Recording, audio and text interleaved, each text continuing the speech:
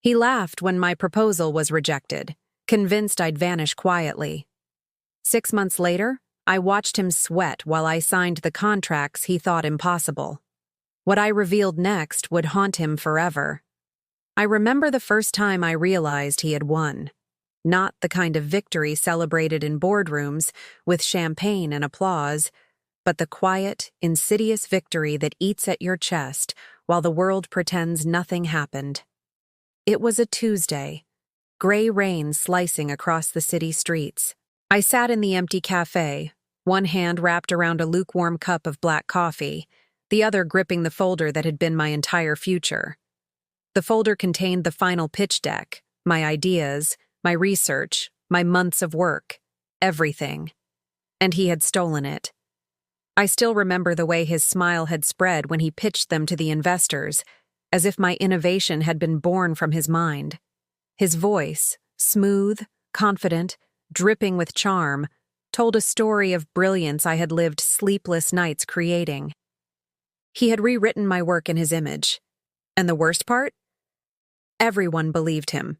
Investors nodded, murmuring about vision, leadership, genius. I was invisible in the room, a ghost haunting my own future. I wanted to scream, to throw the laptop across the room.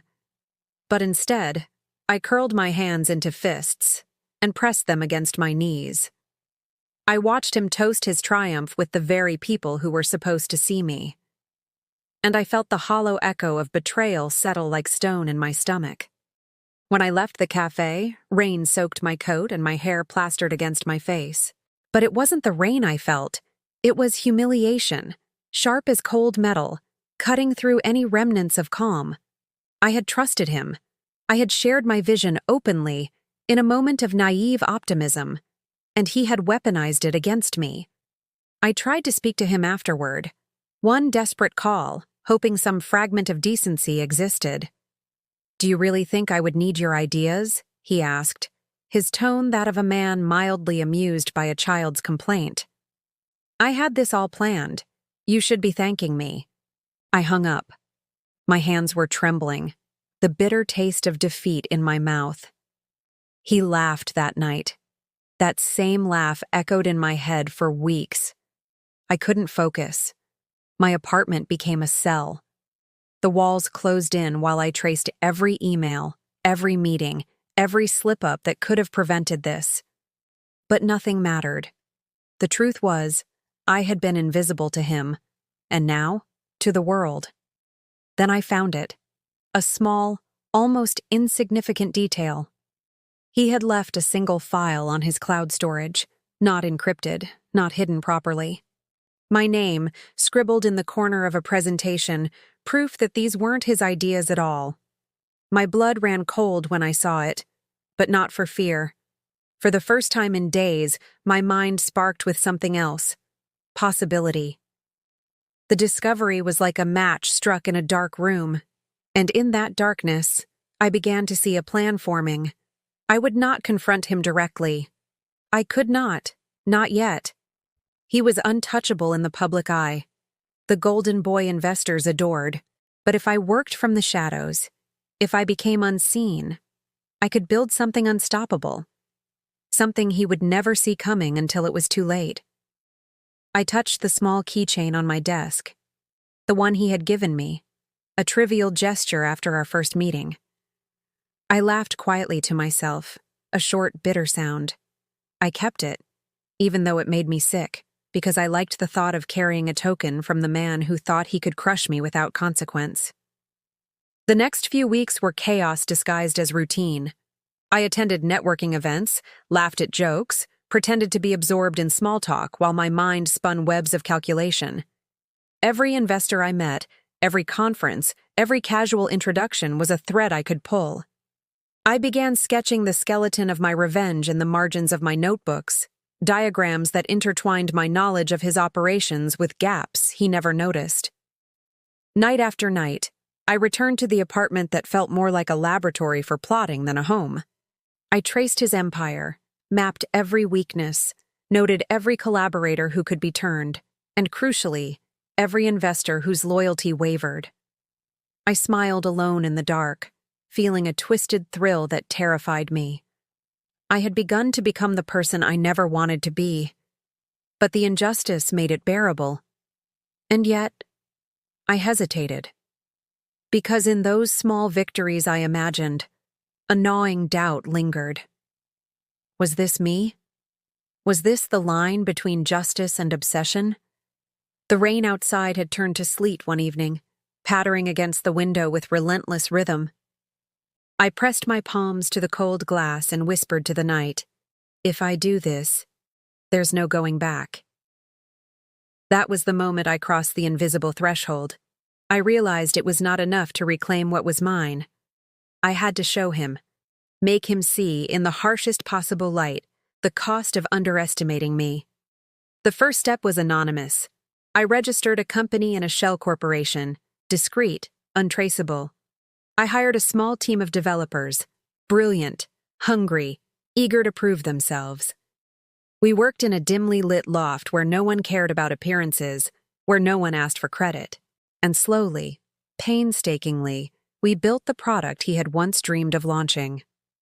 Only it was better, smarter, polished beyond the reach of his mediocrity. Every line of code was a quiet strike, every design iteration a whisper in the dark. I am here. I am not gone. And while he toasted investors and smugly claimed victory, we remained ghosts, untouchable, uncredited, a force gathering silently in the background. One night, weeks later, I held the prototype in my hands. The weight of it felt strange, like holding a living thing. It was beautiful, terrifying, complete. My hands shook as I turned it over, imagining the moment I would finally reveal it. The thought made my heart pound and my stomach curl at once. I had already begun to taste the satisfaction of watching him crumble, but underneath it all was a subtle fear that I would recognize him in the reflection of my own obsession.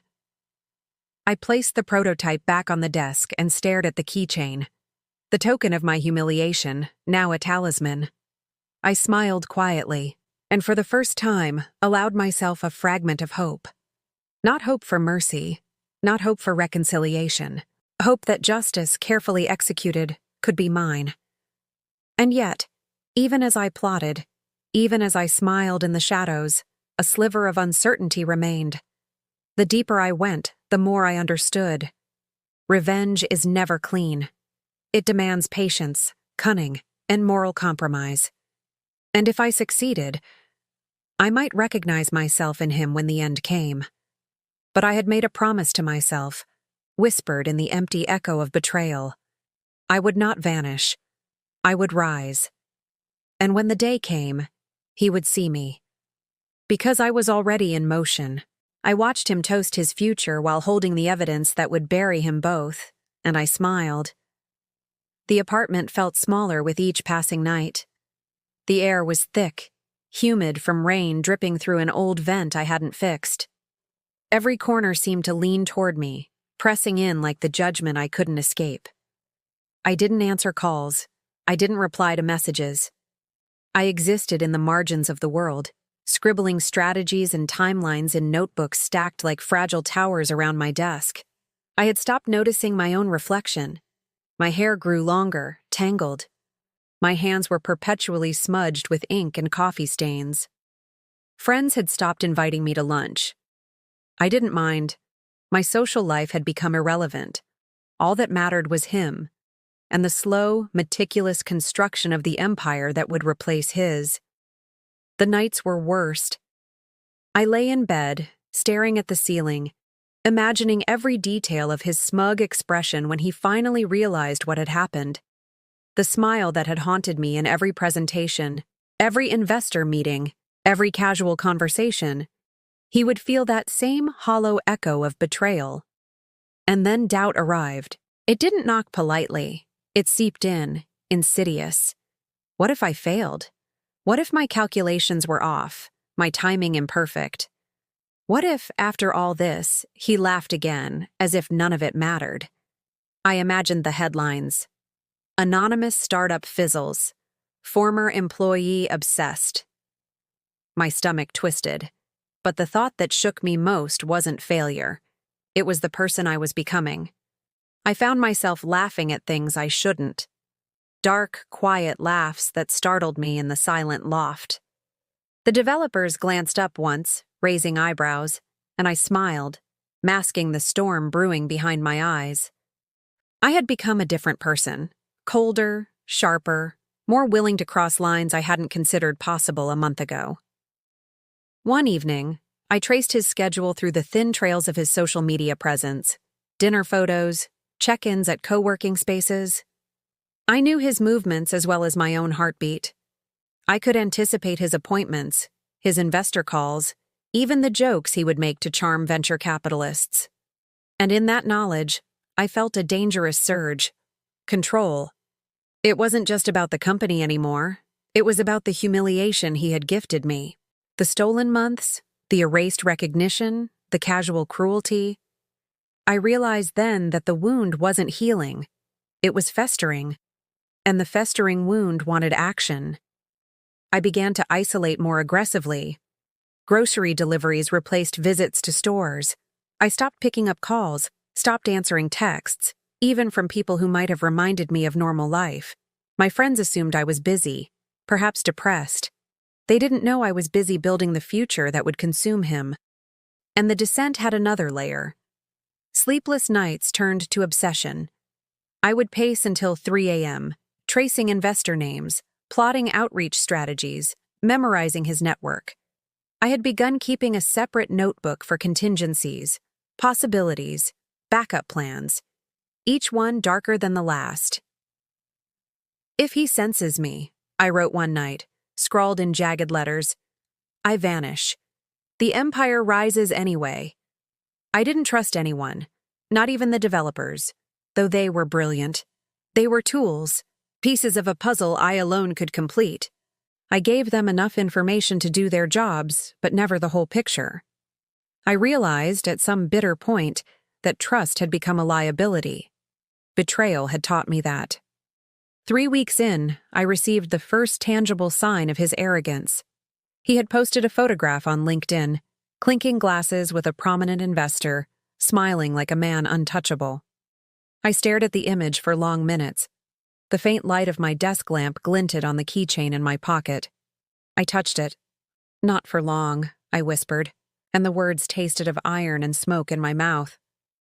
The descent intensified with the appearance of small, almost cinematic reminders of him everywhere. Every elevator ride, every passing conversation about disruptive innovation seemed to be a mockery. His name echoed in my head, followed by every slight, every stolen idea, every insult.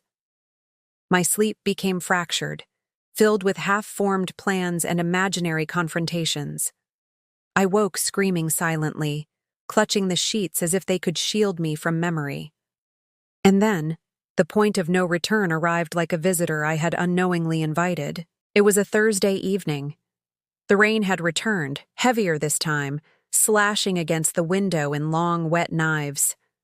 I had gone to a networking event in disguise, dressed plainly, hair pinned back. The room was full of people who had invested in him. I watched him laugh, his arm casually around a junior partner, unaware of the storm gathering silently in a corner of the room.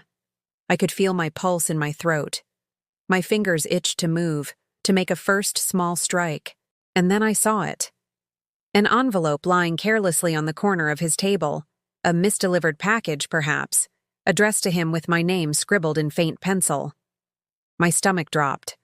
I grabbed it quietly, stepping into the shadowed hallway. Inside was a contract, signed and notarized, a final piece of the puzzle that he hadn't bothered to secure. He had assumed everything about me was gone, forgotten.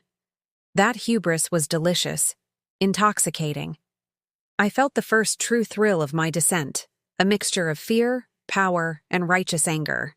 3 months of obsession, weeks of sleepless nights, days spent building, hiding, maneuvering, and now, tangible evidence that his empire had cracks even he didn't see. I smiled, and it wasn't entirely pure. I was no longer the woman who had walked into that cafe, humiliated. That version of me had died quietly, leaving something sharper behind. The dissent carried psychological weight, too. I noticed myself speaking less, thinking in fragments, obsessively. I caught myself in mirrors and barely recognized the woman staring back. Eyes darkened, face drawn, lips tight, but beneath the surface was focus, precision, obsession. Friends would have called it unhealthy, but to me, it felt like armor. Every lonely hour, every calculated move, every whispered strategy built toward the day he would feel the sting he had gifted me. And just when I began fearing that my obsession had gone too far, a discovery shifted everything. He had been working with someone I hadn't anticipated, an old colleague, a partner in a side project that hadn't made headlines. They were careless, leaving a digital trail almost imperceptible. But I saw it. Small, meaningless at first glance, a shared code repository, an unencrypted note, a forgotten calendar invite. But I knew instantly, it was the key to everything. I sat back in my chair, heart hammering, pulse high, and laughed quietly. That laugh startled me. It was sharp, unhinged, a sound I had never made before.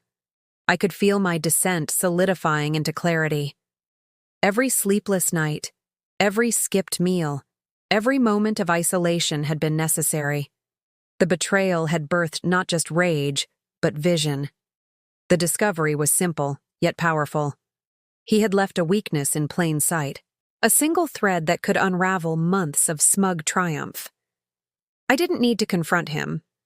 Not yet. I only needed to pull that thread.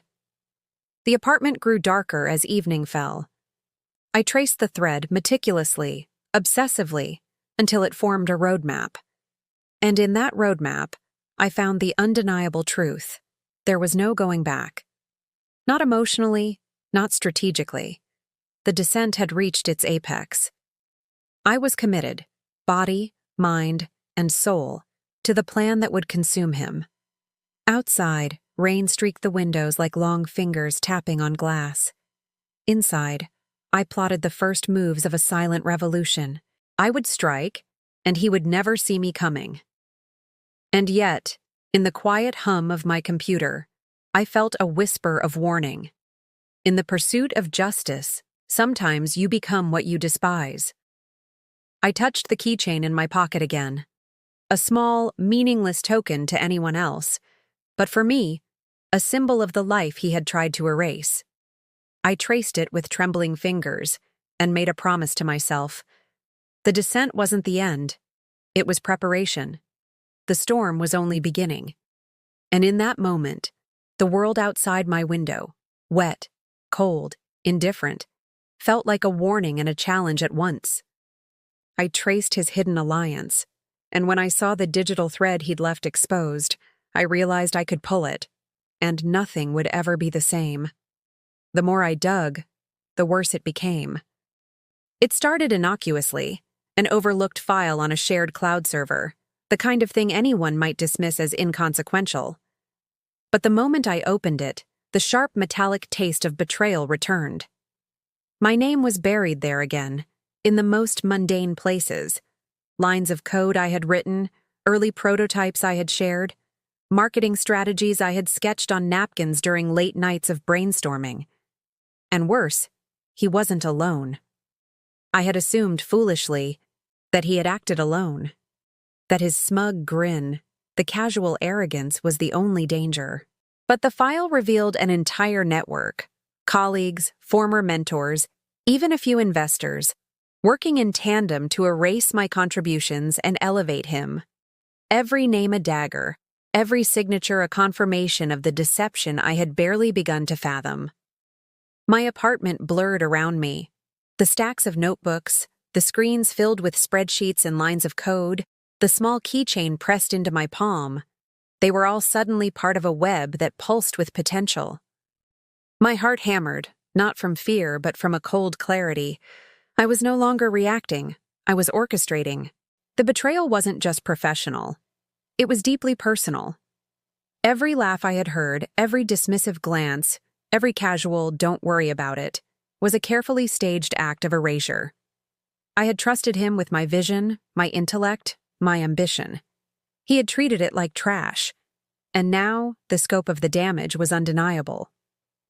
I sat at my desk for hours, scrolling through the digital breadcrumb trail he and his network had left. They were sloppy in their arrogance, leaving traces that someone like me could follow. I began mapping connections, writing names, dates, and minor indiscretions in careful script on the whiteboard I had installed. The lines crisscrossed and overlapped, a chaotic lattice that mirrored the storm in my mind. It was during that obsessive mapping that I discovered the first truly shocking piece of information. He had not only stolen my ideas, he had patented them under a shell company he controlled, a legal fortress meant to prevent anyone, including me, from ever reclaiming what was mine. I remember the moment vividly. My hands shook, fingers gripping the edge of the desk until my knuckles turned white. I tasted copper, a metallic tang that made my stomach churn.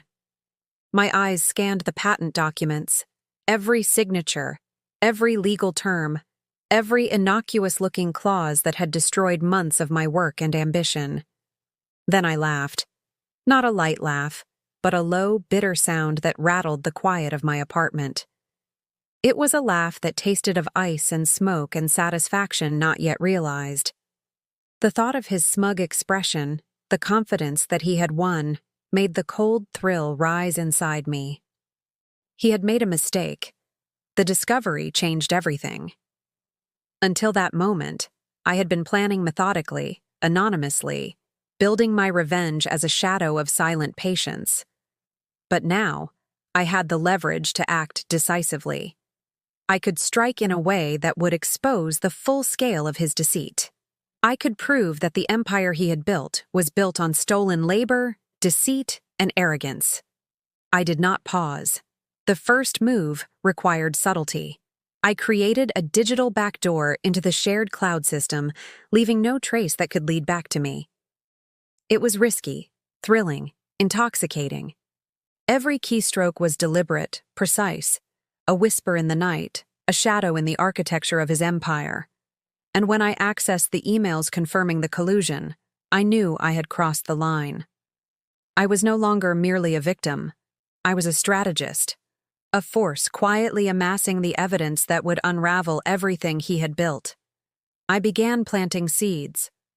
Small, seemingly innocent disruptions, subtle errors in reports, misfiled documents that I knew would be discovered at critical moments, a few carefully timed leaks to minor contacts who would unknowingly spread the information to the right people. Each act required precision, patience, and moral compromise. I wasn't hurting anyone physically, but the psychological toll, on them, on me, was immense. I kept the keychain in my pocket at all times. It had become more than a token. It was a talisman, a reminder of why I could not stop. The betrayal had embedded itself so deeply that it had transformed into fuel, a fire that demanded action. Every glance at it reminded me that the line between justice and obsession was blurring, and that perhaps I was already on the other side. Then came the first truly cold decision. I had discovered that one of his closest confidants, the very person he had trusted to manage the inner workings of the company, was vulnerable to manipulation. Not weak, not incompetent, but susceptible to the right pressure. And I found the pressure point. A minor indiscretion buried in a decade-old financial report, one that could be interpreted in ways that exposed negligence or complicity. I considered the ramifications. Innocent, complicit. A spectrum, a gradient. But for the plan to work, I had to move ruthlessly. The alternative, hesitation, was unacceptable. I sent a discreet message to the confidant, a suggestion, a whisper of possibility, framing it as concern. I watched the response come back. Hesitation, fear, and finally compliance. I had seen the first domino fall. That night, I couldn't sleep. I lay in the dark, staring at the ceiling, my hands gripping the sheets. The thrill of control surged through me, but so did guilt. I recognized in that moment that I had become the person I had despised in him. Calculating, manipulative, relentless. And yet, I told myself, it was necessary. I was reclaiming what was mine. I was righting a wrong that had been committed with surgical cruelty. Days passed. The first calculated disruption had rippled further than expected. I watched as small cracks appeared in his confidence. Meetings that were supposed to be smooth became tense. Casual glances and dismissive smirks gave way to uncertainty. He didn't know why. He couldn't know. And in the background, I was building, waiting, orchestrating. The discovery had done more than reveal betrayal. It had transformed me. I had become a strategist, a shadow, a puppeteer manipulating unseen levers. I had crossed a line I never imagined, but each crossing reinforced the inevitable. I would not stop until justice, or what I defined as justice, was delivered. And then I found the final piece of the puzzle. A single email thread buried in the archives, almost comical in its simplicity. He had underestimated me entirely, assuming my silence was permanent. He spoke openly about his confidence, about plans to publicly humiliate me in the next investor pitch. It was reckless arrogance, and it was the key I had been waiting for. I leaned back in my chair, staring at the ceiling, feeling both exhilarated and horrified. The evidence was complete. The network of betrayal, the patents, the complicity, the arrogance. It all existed in digital form, waiting for the right moment. I could destroy him. I could expose everything. And yet, I hesitated, because the exposure required precision, timing, and a cold heart. And I knew, without a doubt, that once the first move was made, there would be no turning back. I touched the keychain in my pocket again, feeling its smooth edges against my fingertips. It had been a gift once, a symbol of trust. Now it was a talisman of the transformation I had undergone. The woman who had walked into the cafe, humiliated and erased, was gone. In her place was someone else entirely. Someone willing to embrace darkness for the sake of reclamation. The first move had to be perfect. I traced every step, visualized every interaction, calculated every possible consequence. Weeks of meticulous planning culminated in a single decision, a decision that would mark the true beginning of my revenge. And in the quiet hum of my apartment, surrounded by stacks of notebooks, glowing screens, and the steady rhythm of rain against the window, I made it. I acted. Not with violence, not with spectacle, but with precision. The first domino fell. The ripple spread. And in that instant, I realized what it truly meant to take control. The betrayal I had endured was no longer a wound. It had become a weapon. I smiled quietly. The darkness in me had found purpose. I pressed send on the first email and watched as the web of betrayal began to unravel. He would never see me coming. The loft had become a war room. Stacks of notebooks, scattered sticky notes, and glowing monitors reflected the obsession I could no longer deny. The keychain, cold and metallic in my pocket, had become a symbol of the life I had been forced to leave behind. I touched it constantly, a tactile reminder of the humiliation, of the injustice, and of the vengeance that now defined me. Every move I made from that point forward was deliberate. Nothing was left to chance. I had mapped his network, traced his schedules, dissected his collaborators, and uncovered his vulnerabilities down to the most trivial details. The more I studied him, the more I understood the fragile scaffolding of his success. One wrong step, one unnoticed flaw, and the entire facade could collapse. That collapse would be mine to orchestrate. I began with the small players, people whose loyalty was conditional, whose egos were as fragile as glass. A whispered suggestion here, an anonymous tip there, and they began to wobble. I watched from the shadows as minor missteps grew into confusion, uncertainty, and subtle panic. The first ripple was easy. The second, more complicated. By the third, The chaos was almost visible, simmering beneath the surface of his polished empire. Yet the real challenge lay in the moral compromise. Every step I took required subtle manipulation, bending others toward a path they wouldn't have chosen on their own. I justified it in my mind. These were not innocents. They were complicit in erasing me, in allowing my contributions to be stolen. Still, the weight of using them, of subtly steering their actions like pieces on a chessboard, pressed against my chest in quiet moments. The trap began to take shape in my mind like an intricate machine. Every line of code my team wrote, every press release we leaked under anonymous sources, every minor error we introduced into his operations was calculated.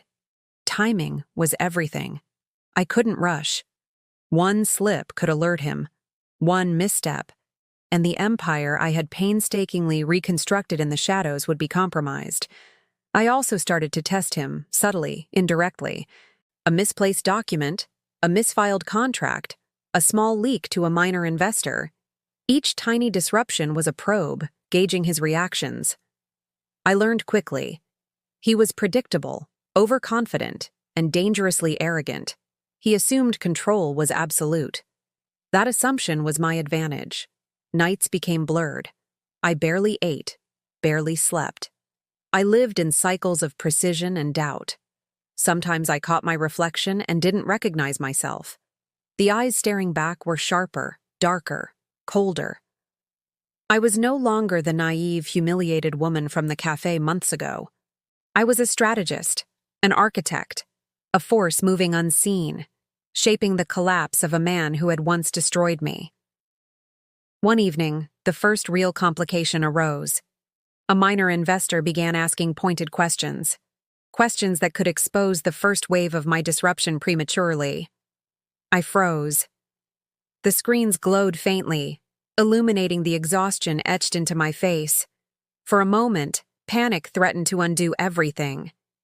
But then I remembered the lesson from Betrayal. Predictability is vulnerability. I quickly constructed a diversion, redirecting attention, spinning a subtle web of misinformation. By the morning, the investor was confused, misdirected, and harmless. The trap held. And the moral lines continued to blur. I found myself smiling quietly at the chaos I engineered, tasting the thrill of power that I had never experienced before. But alongside the satisfaction was a haunting awareness. I was no longer purely righteous in my actions. I was manipulating, deceiving, and bending human behavior toward my ends. In moments of clarity, I wondered if I had become the very thing I despised in him. I introduced a new element into the architecture, the unpredictable variable. A small anonymous leak to the press, a subtle hint at the stolen patents, a quiet whisper to a key collaborator, all carefully orchestrated to create a sense of inevitability. I wanted him to feel the tension building, to sense the walls closing in without ever seeing me. I wanted his empire to become a pressure cooker, and I held the valve. The team worked tirelessly in the loft. They didn't ask questions, and I didn't provide answers. Every instruction was precise, every task calibrated to perfection. I moved among them like a conductor, silent and controlled, while the storm I had cultivated gathered outside the boundaries of my hidden empire. And then came the moment that changed everything, an unexpected anomaly. One of his confidants, someone I hadn't predicted, began acting strangely, asking questions, noticing inconsistencies I had carefully planted. My stomach dropped as I realized a single misstep could unravel months of planning. But I adapted quickly. I adjusted the trap, recalibrated the timing, and integrated the anomaly into the plan. Imperfection, I realized, could be an asset. Chaos could be harnessed. I traced the keychain in my pocket absent-mindedly and whispered to it, as if it could guide me. It's almost time. Every move, every shadow, every calculation is for this moment. It had become my silent partner, the tactile anchor in a sea of obsession and moral compromise. The final lines of the trap came together in a single, elegant structure. Every email, every minor error, Every anonymous tip, every misdirected file was a thread in a web I had spun. I could see the dominoes falling in my mind, one by one, leading to the ultimate exposure. I knew, with a cold thrill, that when the trap snapped shut, there would be no way to untangle it. And yet, in the midst of my meticulous orchestration, a flicker of doubt remained. I realized that the line between justice and vengeance had disappeared entirely. The woman I had been, the one who only wanted recognition, who only wanted fairness, was gone.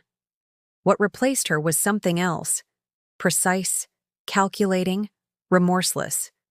And I wondered, in rare moments of quiet, if I would ever recognize myself when it was over. The apartment grew colder as night fell. Rain streaked the windows, casting fractured shadows across my notebooks, my monitors, and the keychain that had become my talisman. I looked at it, feeling the weight of every choice, every manipulation, every subtle act of control.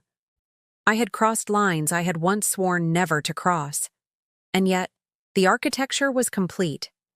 I stood in the center of the loft, surrounded by evidence, strategy, and the quiet hum of the monitors.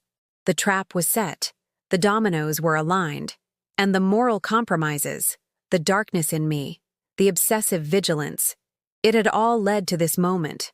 All that remained was to wait. And then, unpredictably, the trap threatened to shift on its own. A minor variable, a detail I hadn't anticipated, emerged on the horizon. My pulse quickened. For the first time since I began this descent, I felt the thrill of uncertainty alongside the certainty of control. The storm I had created was alive, and it might bite me as easily as it would bite him. I pressed my hands to the desk, traced the edges of the keychain, and whispered quietly, "It's ready. Every move is mine. Every consequence is coming." The trap was set. The moral lines had been crossed.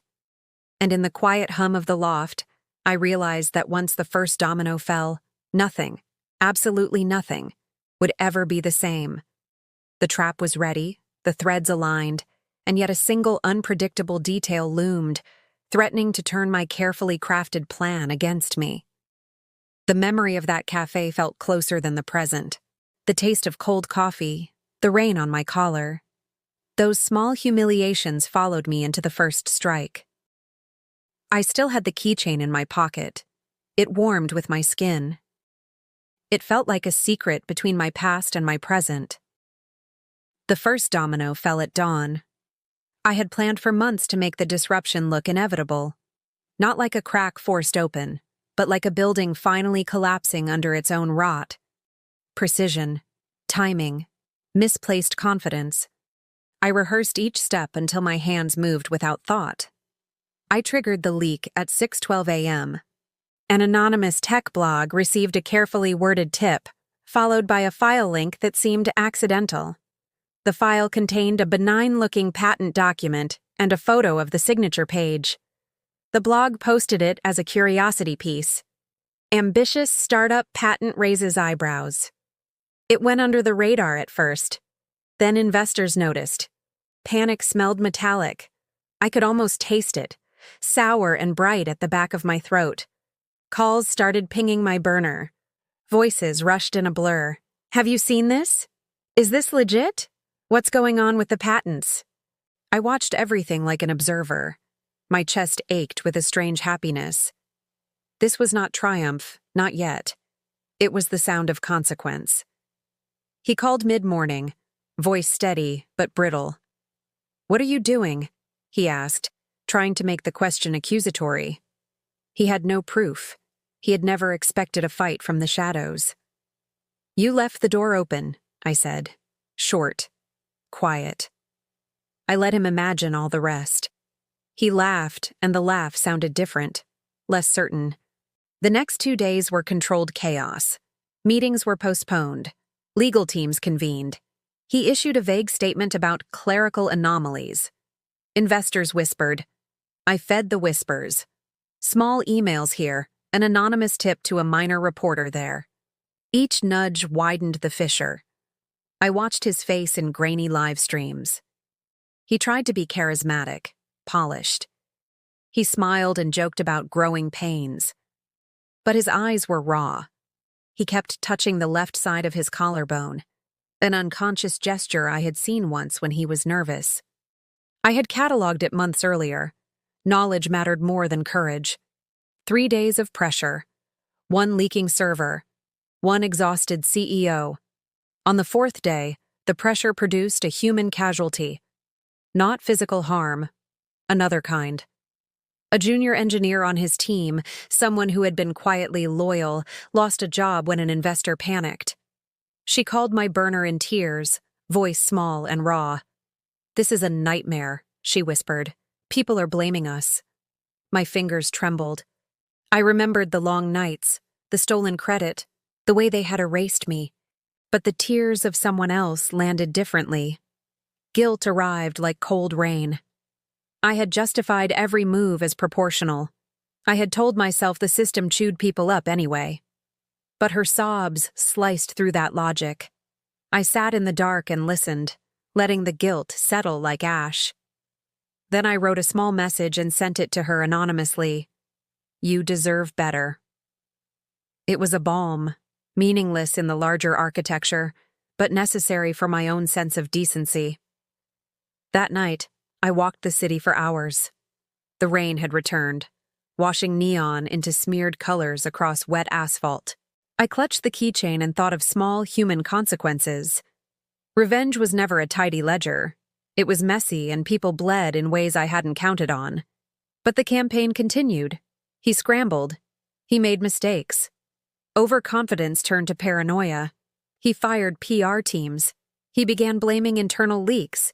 He accused colleagues publicly. The fissures widened. He accused the wrong person, publicly. I watched from the shadows as his social circle fragmented. Friends turned into critics. Investors asked for emergency audits. One by one, small reputations he had bought turned brittle. I did not celebrate. I counted. I adjusted. Justice had become an engineering problem. And then, a small victory. A mid-tier investor severed ties and publicly announced an independent inquiry. The stock of his public shell dipped.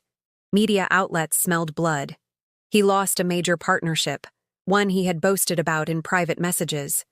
I had engineered the moment where his bravado met market reality. It felt like a release, and a denting emptiness followed.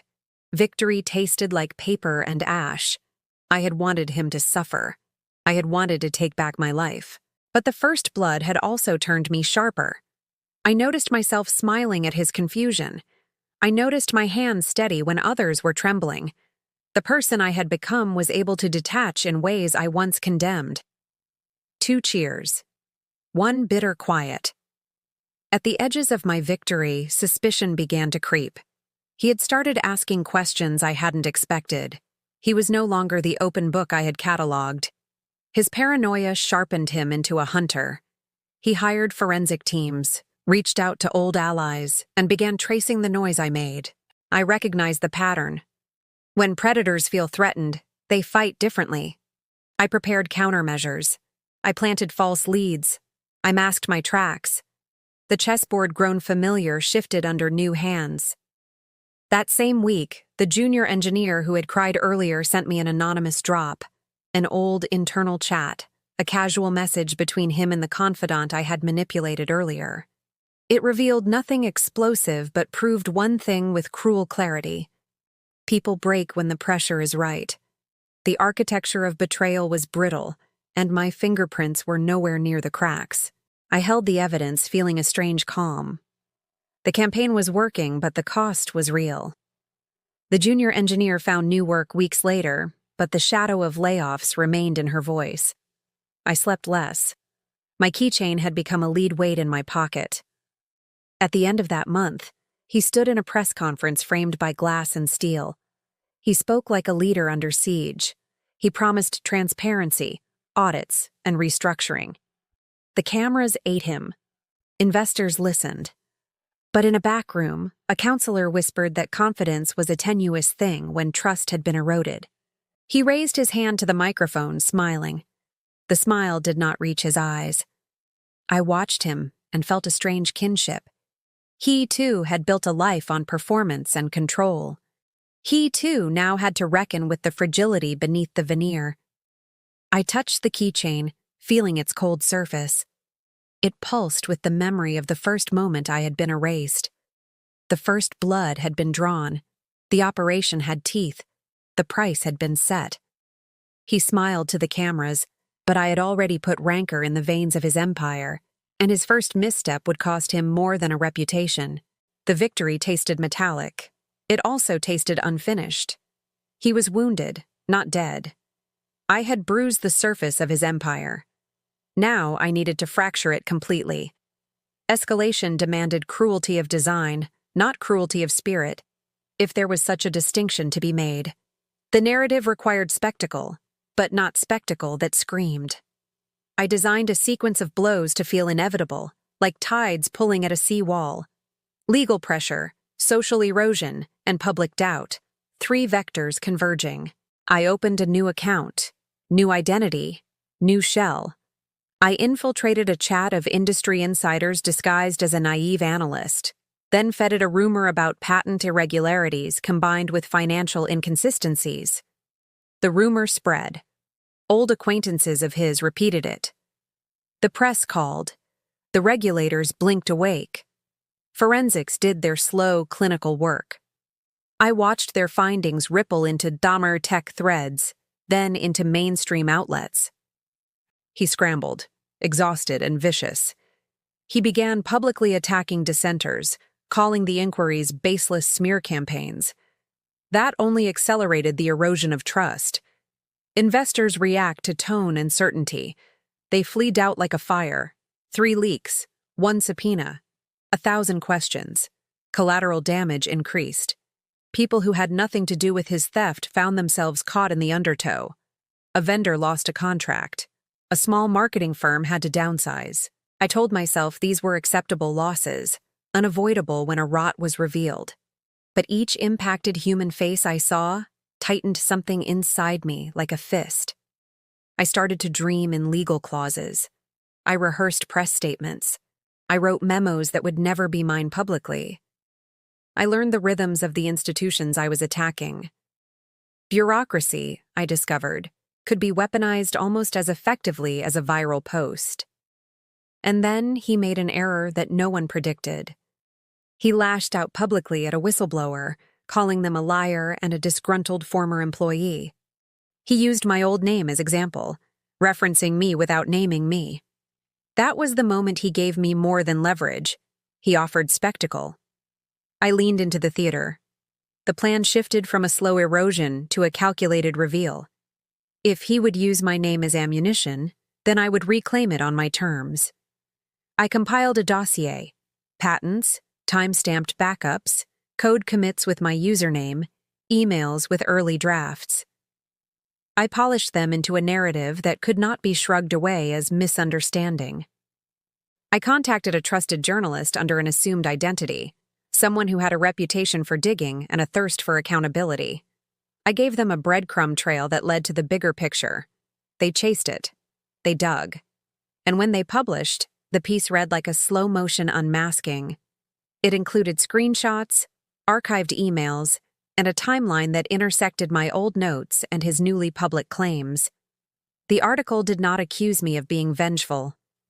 It accused the empire of theft and legal maneuvering. It named shell companies. It named signatures.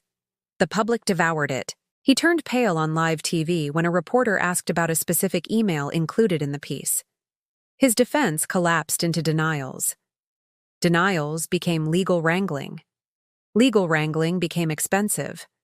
Investors began to drift away like birds leaving a startled tree. Partnerships dissolved overnight.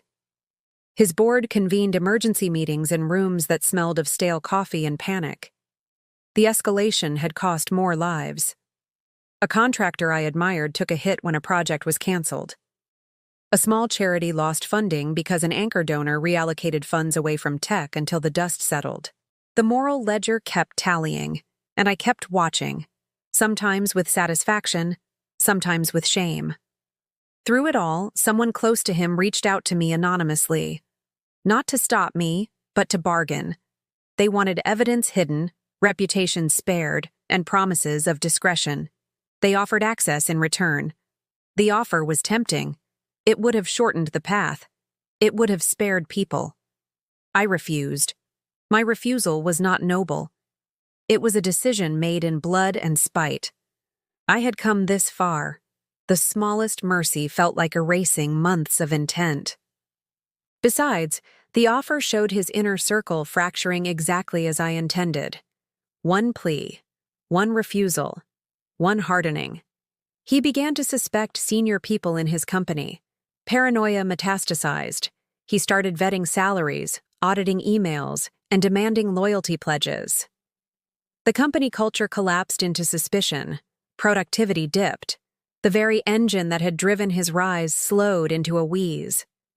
At night, I would watch interviews of him on low volume. He attempted to remain charismatic, to pivot to future promises, to smile through the unraveling. But he had become reactive. Reactivity is a weakness, and yet I caught myself imagining the alternative life, not as revenge architect, but as the woman whose career never got hijacked. I imagined small things: acceptance at a conference, a name on a patent, late-night congratulations from colleagues. These were tiny ghosts I had once wanted. The escalation made those ghosts feel both absurd and necessary. By the time regulators issued preliminary inquiries, his company's value had shrunk considerably. Headlines used words like controversy and scrutiny. The narrative had flipped. He was now answering questions he once posed. I had engineered the arc to look almost natural. Public opinion, after all, prefers tidy moral arcs. But escalation was not without cost. The junior engineer I had tried to comfort months ago called again. She had been offered a role elsewhere, but was haunted by the public fallout. "I never wanted this," she said, voice smaller than I remembered. "I never wanted anyone to hurt." I told her nothing. I told myself nothing. I drained my coffee, tasted bitterness, and went back to work. In the shadow of his collapse, a new threat appeared. Someone was sniffing too close to me. As headlines stacked and his empire crumbled, I reveled and recoiled. Because someone had begun hunting me in return, and that meant the game had changed. The hunter had become hunted. I had expected him to fight back publicly. I had not expected someone to dig into my shadows with the same ferocity. The methods were different. The goal was the same: expose, unmask, and retaliate. I noticed the first sign in a simple email. A polite message to one of my shell entities, asking for clarification about a past transaction. Polite on the surface, probing underneath. Someone had triangulated my infrastructure, that someone had resources and a single-mindedness that matched my own. Panic is clarifying. It makes priorities crystal. I tightened operational security and mobilized contingency plans I had devised in darker nights. I scrubbed metadata, shifted servers, and severed links that could be traced. I moved like a spy, agile and careful. One breach, one set of eyes, one heartbeat racing. He had hired a private investigator, not one of those romanticized figures in trench coats, but a data hunter, someone fluent in breadcrumbs, payment trails, and human frailty. The investigator found a lead, an outsourced vendor who had loyally done work for my shell entities. Small mistake. They used the same billing address for a side project. That address glowed like a flare for anyone watching. I felt cornered. His empire had become a furnace, heating and burning those who moved too quickly. And now, heat came toward me. But I had always planned for escalation. I had contingency for contingency. I initiated a diversion that was part legal maneuver, part theater. I released a controlled dossier to a law firm representing a whistleblower. The dossier was enough to corroborate several claims, but it also directed attention away from specific technical breadcrumbs leading back to me. It worked. The investigator distractedly followed the golden thread I left shining, convinced it was the core. He missed the darker, smaller web. He reported back, proud and confident. He had found the wrong trail. He celebrated his find with a photo to his client. The photo contained an unnoticed reflection. In the picture the investigator sent the client, him, there was a muted reflection in the dark glass behind his shoulder. A sliver of a keychain. Familiar. The investigator did not see it. He sent it anyway. When I saw that image, my stomach dropped. The keychain, my private talisman, was a breadcrumb I had not meant to leave. I replayed memories, hunting how it could have appeared. I had held it for comfort at a cafe 2 weeks earlier.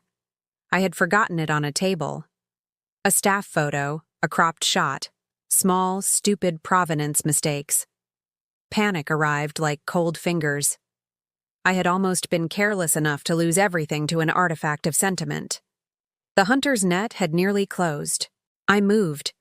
I destroyed that source and issued a plausible denial to anyone who might see the trace. I paid a small price, a few ruined relationships, a vendor paid off, and a tidy sum passed through accounts I had hoped wouldn't be needed. I felt the cost like a new scar, but the crisis did more than threaten exposure. It forced confrontation. He was unraveling, yes, but the man who had been groomed by arrogance was also surprisingly resilient when his back was to the wall. He began to speak in a different voice, a softer, coaxing one in private calls, offering truce, apology, negotiations. He attempted to buy silence with promises and positions. I listened. I thought of the cafe, the folder, the way he had smiled. I thought of the junior engineer's tears. I thought of the keychain still warm in my pocket. The man offering truce was not the man who had stolen my work. Maybe he had always been both. There comes a moment in every revenge story where the protagonist must decide whether to accept restitution or to push for spectacle. I had rehearsed both outcomes. The temptation to accept a quiet settlement was real. Quiet meant less collateral damage, fewer innocent people hurt, and perhaps my life returned with less public scrutiny. Yet the public spectacle had value. It would not just take back what was stolen, it would reveal the mechanisms that allow people like him to prosper. It would be a warning. That mattered. The junior engineer mattered. I decided to escalate to the climax. The plan: public unmasking during the IPO roadshow. He planned to deliver a keynote speech celebrating growth, resilience, and future vision. The crowd would be investors, press, and friends. I would use that theater to present the evidence. I would step into the light not as a shadow, but as the author of my own truth. One elevator ride, one backstage pass, one breath. The week of the roadshow was a tangle of nerves. I felt like an actor waiting outside a stage, heart in fists. My hands shook as I adjusted my jacket, the keychain heavy against my palm. I rehearsed what I would say and what I would reveal.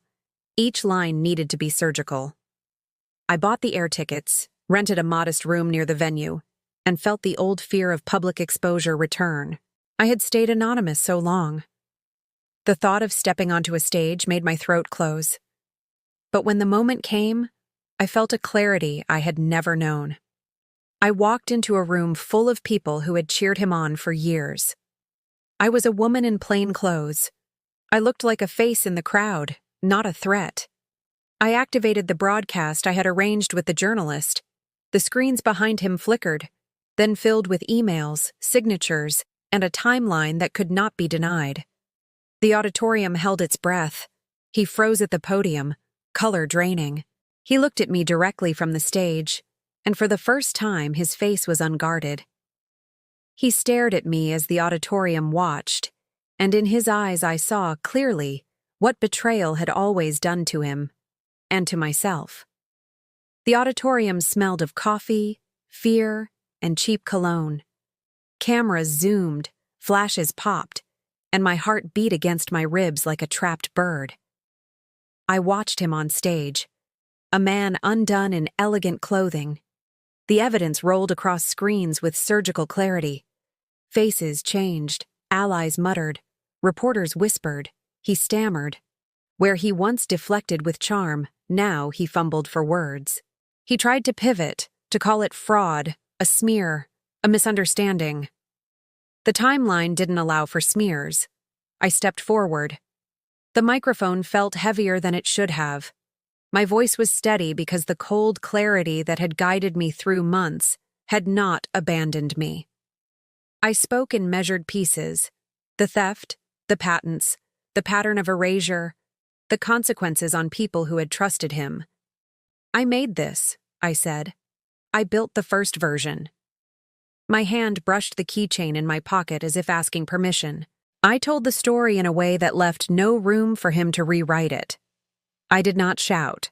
I did not gloat. I watched him shrink. The public unmasking was not simply vindictive. It was a diagnostic tool. It revealed mechanisms, motives, and the human cost of polished deceit. Investors recoiled. His board convened on stage, motionless. The stock dropped. Contracts evaporated like breath in cold air. Afterwards, there were legal things, statements, filings, lawyers with polite brutality. There were private conversations with people who had once seemed indifferent. A few apologized, awkward and small. Some refused to meet my eyes. The junior engineer hugged me once in a hallway, press badges swaying around our necks, and whispered a fragile, "Thank you." Her tears this time tasted like release more than damage. But the victory had an unexpected hollow.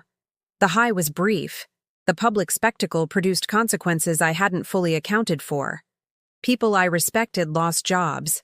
Some innocent third parties suffered from association. The company folded into a tangle of bankruptcy talks and lawsuits.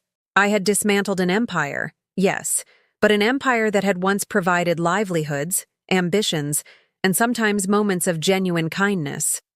The moral calculus was not neat. Weeks later, as the dust settled, a criminal investigation opened. He faced charges. He called me in a rare private message that said 3 words: "You were right." It was not an apology. It was a recognition that pierced the old wound in a way that both soothed and stung. I visited the places I had avoided during the campaign. The cafe where I had first felt invisible looked smaller, its wood grain familiar. I sat in the same seat, the rain tapping the window. I pulled out the keychain and turned it in my fingers. It had been a talisman, a weapon, and almost an indictment. It had led me here, and almost undone me. I had imagined the final scene countless times: a grand reveal, a courtroom victory, a quiet life afterward. The reality was less tidy. I found myself waking in the night, the replay of others' losses in my head. I saw the junior engineer's relief juxtaposed with a vendor's bankruptcy filing. Each balanced against my vindication, and the scale tipped unpredictably. I understood something painful. Exposing a rot does not heal all wounds. It sometimes amputates diseased parts and leaves a scar that aches every winter. Justice had been served in a technical sense. The emotional audit was ongoing. There were quieter reckonings. Friends returned slowly, offering small kindnesses and cautious conversation.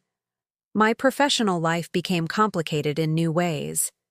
Some doors opened because of the fame, others closed with permanent quiet. I navigated the aftermath like someone learning a new city, moving through unfamiliar streets with a map that changed daily. At night, alone, I replayed the very first humiliation. His smile, the investors clapping, my empty seat. The echo that had ignited the campaign still hummed. I realized revenge had answered a question, but posed another. Who would I be when the engine of retaliation stopped? One truth, one choice, one life after. I tried to forgive myself for the ways I had become cold. I tried to accept the necessary cruelties I had enacted. It felt like learning to live with a new scar, noticed often, hidden sometimes, impossible to forget. People asked if I regretted it. I told them the truth. "Yes," I said once to a friend, voice flat. And no. There were moments of grace. The junior engineer sent a video of her new office, laughing in a quieter way. A reporter tracked my early patents to restore my name publicly. Small reparations. And on a rainy evening like the one that began the entire story, I stood by a window and watched lights blur into rivulets on glass. I thought about the man who had stolen everything. I thought about the way his face had looked when the auditorium watched him with the lights off. I felt no rejoicing. I felt a complicated relief, mixed with a strange loss. Loss of innocence, loss of an imagined life. At the edge of everything, I put the keychain on the shelf. It was not a trophy. It was a reminder. A memory of the time I had been erased and what that erasure had made me willing to do. I remembered the first time I realized he had won. And when I left the cafe that night, I vowed I would not vanish. I would become the voice that finally made him listen. I had exposed him, but in the silence afterward, I learned that winning doesn't mend what was stolen. The echo of loss remains, and sometimes it teaches you who you are.